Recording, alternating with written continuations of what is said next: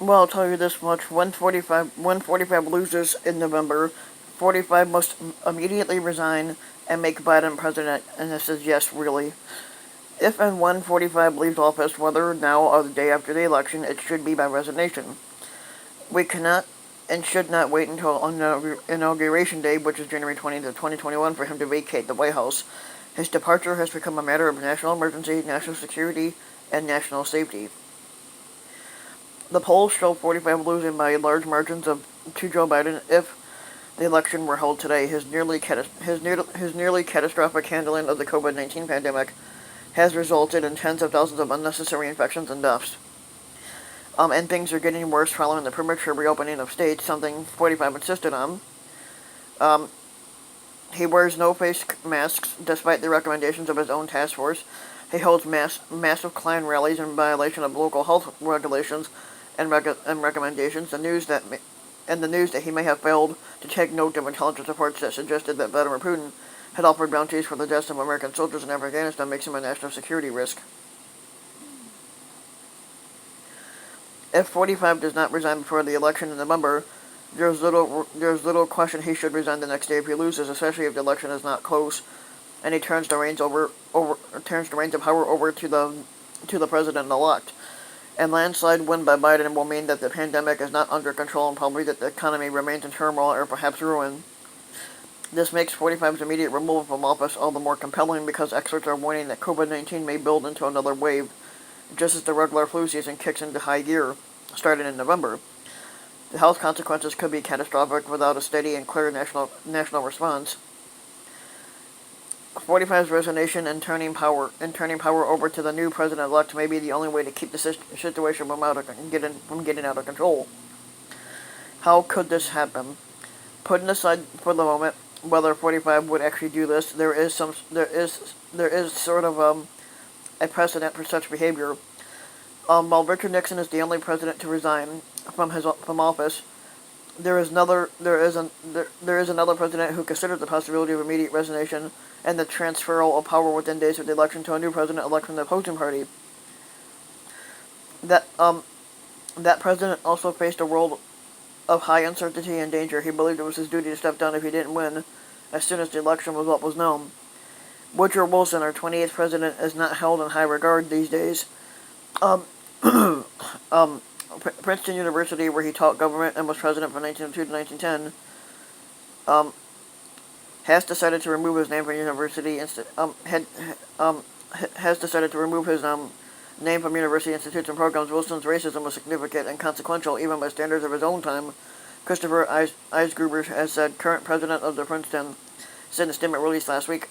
45 tweeted that the move was incredibly stupid, but it was not a crisis over racism that caused Woodrow Wilson to type out his resignation letter in 1916. It was World War I. By the fall of 1916, Wilson had kept the United States out of the European conflict for over 2 years, despite his attempts to mediate an end to the war.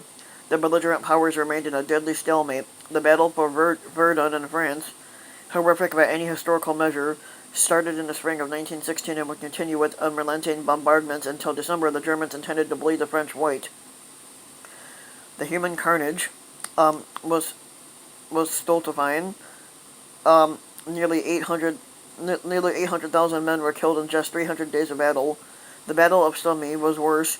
Having begun in July, it eventually resulted in a death toll of 1.3 million in just over 4 months.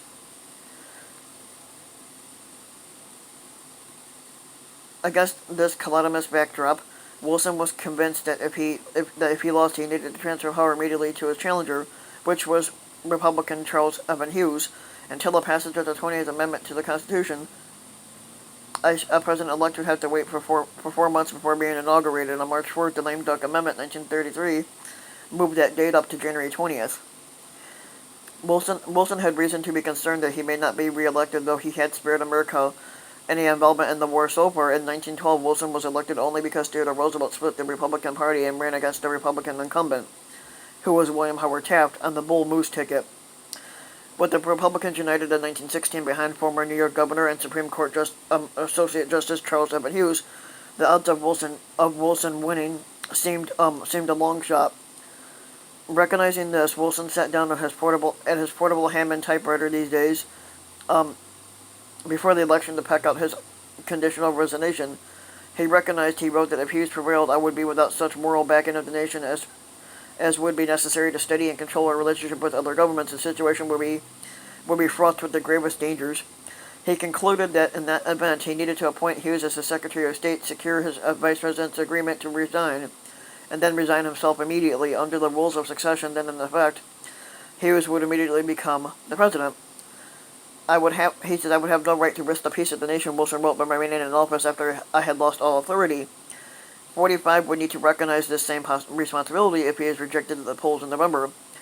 With the pandemic still afoot and the economy a mess, there will be no time to waste at this critical juncture. But since the line of succession is different today, how could President-elect Biden become President Joe Biden before January 20th? Here's how. Invoking the 25th Amendment.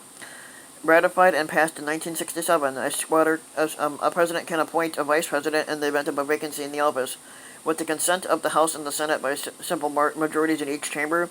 In this case, 45 would have to ask Pence to resign, appoint Biden as his vice president, and then resign himself, allowing Biden to succeed to the presidency. A final hurdle would be the Republican-controlled Senate, which has been 45's lapdog under Moscow Mitch. But clearly, if 45 actually did his duty and resigned, it seems improbable that the Senate would stand in the way. Of course, it is impossible to convince 45 of resigning, even with the widening crisis unfolding all around him. Then again, Richard Nixon was no quitter, as he acknowledged when he resigned. So who knows? 45 likes to sulk and feel sorry for himself, so he could say, to hell with you if he is humiliated at the polls. In the end, Wilson did not need to resign because he squeaked out a victory in 1916. The election was so close that Hughes went to bed election night, being congratulated on his victory, and it took days for the result to finally become clear. Ironically, when Wilson typed his provisional resignation in his erstwhile summer home in New Jersey, which was known as Shadow Lawn, that home burned down later, but a new Shadow Lawn was erected, located on the campus of Monmouth University. 2 weeks later, Monmouth announced that it would remove Wilson's name from the mansion built to replace the one that was destroyed. But 45 should resign immediately once he loses in November. And if you like the video, give it a like and subscribe. And I'll keep posting for contributing news. When the time comes.